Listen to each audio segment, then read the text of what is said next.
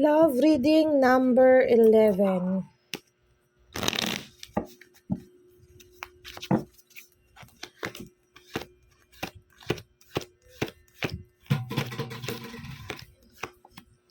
Okay.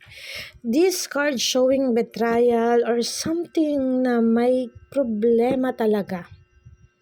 Sabi dito sa cards, you need to be careful kasi yung nagiging ugat ng iyong problema ay mga bagay na hindi mo pa natutuklasan o nalalaman. Ibig sabihin, itong love reading na ito ay may pinaguhugutang problema. Nandyan na yung pagkawala ng tiwala or pagkasira ng isang relasyon na may kaugnayan sa ibang tao. Betrayal card ito. So, you need to be careful.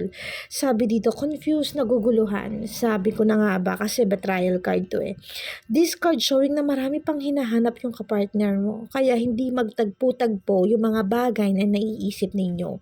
Kaya nagkakaroon kayo ng conflict. Itong love reading na ito, sure ako na merong something wrong. May pag-aaway na hindi masolusyonan dahil hindi mo pa matumbok kung ano talaga yung pinaghuhugutan ng pagkawala ng interes o yung pagbabago ng partner mo. Sabi dito sa cards, naka-blindfold. This card showing na kaya daw nalilito kasi may mga dapat ka nga malaman. This card showing kasi na mayroong ibang involved. May mga dapat ka pang malaman o matuklasan. May dapat kang tuklasin kung ano talaga yung source ng problema ninyo.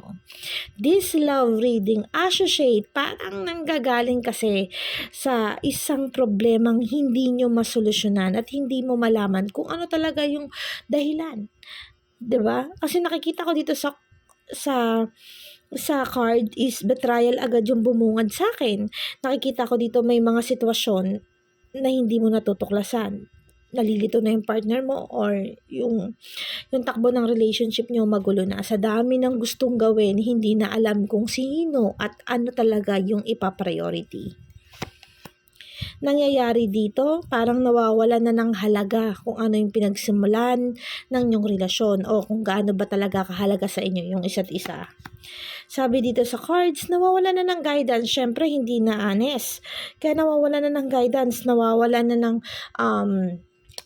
kung makikita mo, masyado ng conflict. Hindi na maayos, yung maliliit na bagay, nagiging malaking bagay na, yung maliit na problema, pinapalaki na, nawawala na ng interest. Do you still feel love? Yung parang nararamdaman mo pa ba yung pagmamahal? Masaya ka pa ba dun sa sitwasyon ninyo? This card showing kasing hindi. Kasi nga may mga bagay na may mga bagay na nagumugulo sa isipan, may mga bagay na pinaglalaanan. Sabi dito, naging mapagbigay naman kayo na ibabalanse nyo naman. Noon, may guided naman daw ni universe, pero sabi dito sa cards, bakit parang umiiwas? Bakit parang ayaw harapin kung ano yung conflict o yung problema para maayos? Nawawala ng guidance ni universe. Sabi dito, matatapos yung awayan pero yung nandun pa rin. So, kailangan siguro makapag-usap kayo ng maayos, maramdaman mo kung ano talaga yung nagiging dahilan, hindi yung umiiwas na lang. Minsan kasi alam natin sa sarili natin pero hindi natin tinatanggap kung ano yung problema eh. Alam mo na, ramdam mo, kutob mo, kaya lang wala kang pruweba. Kaya lang hindi mo mapatunayan, kaya lang hindi kasi magtugma, parang ganon. Sabi dito, darating pa rin naman daw yung time na mararamdaman mo na nandyan siya eh. Kumbaga, nakikita mo pa rin naman yung time na gumagawa siya ng actions. Kaya lang nakikita ko sa cards dito parang unsuccessful na. Sabi dito kasi unsuccessful kasi magulong sitwasyon ninyo kasi nakikita ko na communicate siya or nakikipag-ayos siya sa'yo. At the same time, may mga swords. Ibig sabihin, may mga pinagdadaanan. So, this card showing na merong lihim dun sa takbo ng relationship ninyo. May dahilan kung bakit confused, may dahilan bakit parang hindi ka panatag.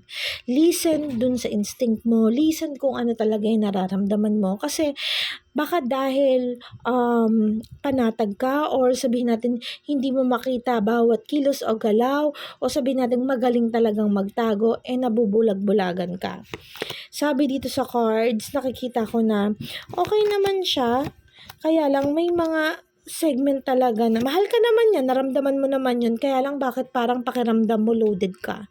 Bakit pakiramdam mo ba na full ka? Or marami kang sacrifices na hindi napapahalagahan? If you feel like this, you need to ask your partner kung ano yung dapat niyong gawin at pag-usapan kung ano yung mga hindi pa napag-uusapan. Huwag mong hayaan na parang umiwas siya at hindi masagot lahat ng katanungan mo. Kasi this card showing na may mali dun sa relationship na kinakaharap mo. Sabi dito, alam mong may mga maling gawa sa'yo yung partner mo. Nasa isang malayong lugar, injustice ito. So, ibig sabihin talaga, they do something wrong for you. Sabi dito, may missed opportunity. Hindi ka na napapahalagahan, hindi na nakikita yung value mo o yung halaga mo. Kahit sabihin pa natin, minsan nakikipag, communicate.